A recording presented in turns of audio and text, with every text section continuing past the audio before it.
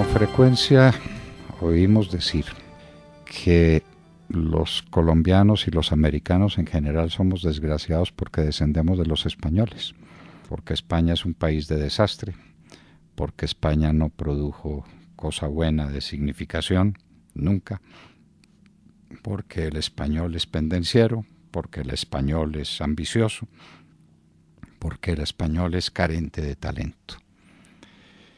No queremos hacer en tan corto espacio como este que tenemos para la cultura, que nos regala la Universidad La Gran Colombia, una apología completa de lo que merece la hispanidad o lo hispánico. Pero sí queremos hacer algunas anotaciones sobre el particular, para demostrar a ustedes que España no ha sido el desastre que algunos pintan, sino al contrario. Gloria del mundo, equilibrio de Europa y para nosotros norte y guía. Con todas las equivocaciones y con todos los errores. Hemos dicho, por ejemplo, que fue trágico para América y trágico para España el que no se hubiera aprovechado la sazón de las finales de la colonia para hacer una tarea política que comprendiera que España y América trabajaran unidas, dándole los españoles oportunidad a los americanos para que participaran en el manejo de los asuntos españoles. Como lo decía precisamente don Camilo Torres y Tenorio en su llamado Memorial de Agravios, que han sido tan poco leído como mal comprendido. Los españoles se equivocaron mucho, pecaron mucho, pero tuvieron inmensas virtudes. España es un crisol de razas. A España llegaron los íberos, llegaron los godos, llegaron los visigodos, llegaron de todas partes de Europa los que se llamaron los bárbaros.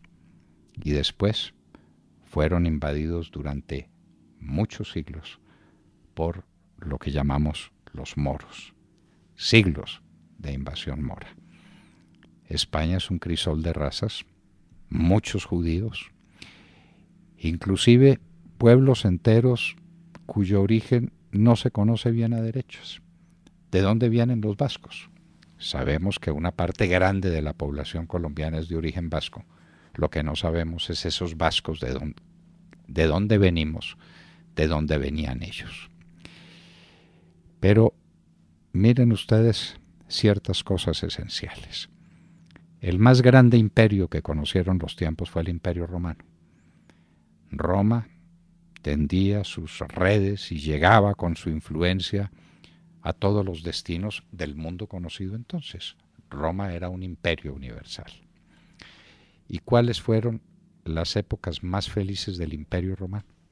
Pues casualmente aquellas en que Roma tuvo por emperador a un español. Y vamos a hablar de solamente dos de ellos, de Adriano y de Trajano.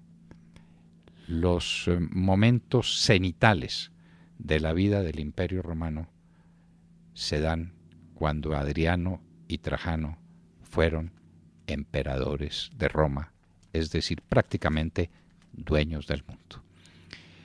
Esa paternidad sobre el mundo conocido la ejercieron Adriano y Trajano de manera tan contundente que dejaron su estela en la cultura, en las obras, en la infraestructura de la Europa de su tiempo, de la Roma que ellos estaban rigiendo desde el imperio. Los españoles tuvieron asentamientos romanos de primera condición, la Itálica. Si ustedes ven los versos de Rodrigo de Caro sobre la Itálica, comprenderán la importancia que tuvieron esas ruinas y ese ambiente para el desarrollo de España y también para el desarrollo del mundo romano. Descendientes de Adriano y de Trajano se cuentan emperadores como Marco Aurelio, que no fue el suyo un imperio particularmente productivo en materia de conquistas y de grandes desarrollos en el campo militar o en el campo político, pero que dejó una impronta formidable en el pensamiento político de los romanos con su famosa filosofía estoica. No hay que equivocarse. Roma le debe mucho a España y España hizo grande a Roma. Como España también tuvo aportes fundamentales a su propia cultura y a la cultura islámica, a la cultura mora que lo invadió. Los grandes genios de la cultura árabe que se dieron en España, Averroes, Avicena, Maimónides, son gloria de la cultura islámica de todos los tiempos. Y son genios de la cultura universal. De manera pues que no habría por ese solo aspecto espacio para la vergüenza, espacio para el dolor. Pero sigan corriendo con el reloj del tiempo y ustedes se van a encontrar en un momento con lo que se llama el siglo de oro español.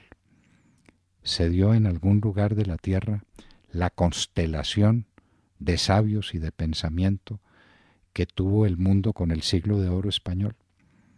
Recuerden a los grandes dramaturgos que son al mismo tiempo grandes poetas y grandes filósofos. Lope de Vega, Calderón de la Barca, Tirso de Molina.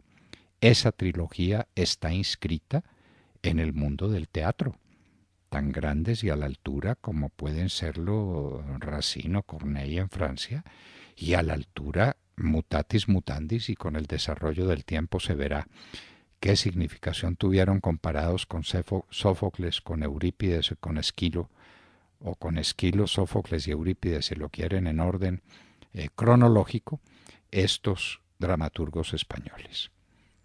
Pero al mismo tiempo, y con ellos, ustedes tienen el pensamiento humanista con Juan Luis Vives. Vives es tan importante como humanista como Tomás Moro, o es tan importante como Erasmo de Róterdam. Juan Luis Vives, un español. También en ese siglo de oro español se produce un fenómeno que persiste a lo largo del tiempo. ¿Acaso el libro más grande que se escribió nunca sobre la tierra fue Don Quijote de la Mancha? Obra de un español, de don Miguel de Cervantes Saavedra, en pleno siglo, a comienzos del siglo XVII, en pleno siglo de oro español.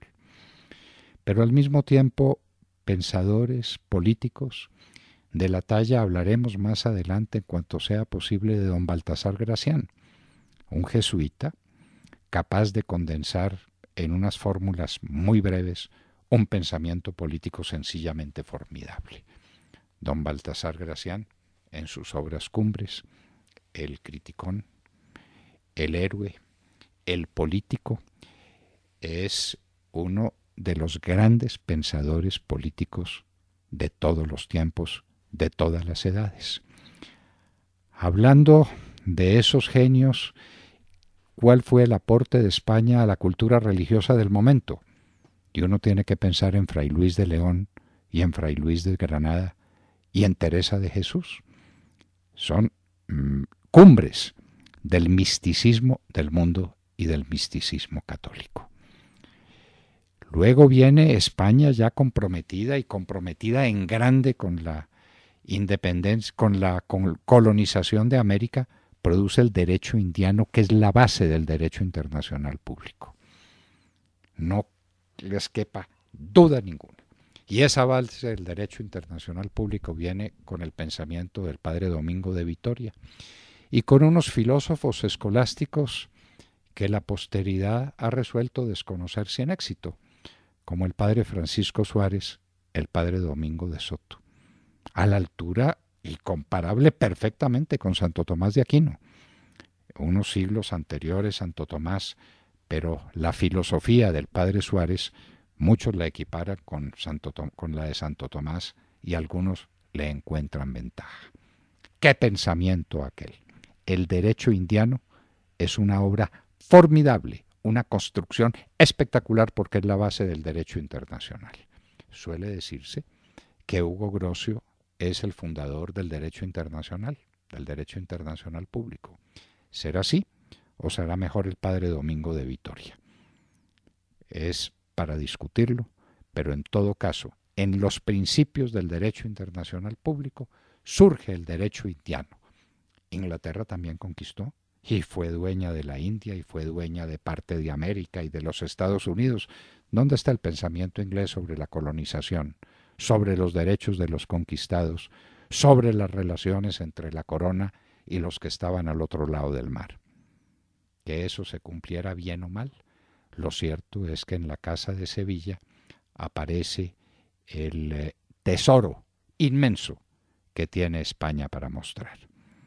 Y vendrían entonces más adelante, y para concluir, los momentos crepusculares del Imperio Español, cuando España da lugar a la generación del 98, a la generación del 39 ya en pleno siglo XX, de lo que tendremos oportunidad de hablar en otros momentos. No tenemos que avergonzarnos de España, sino que tenemos que exaltarnos con ser hijos de una madre tan fecunda como la Madre España.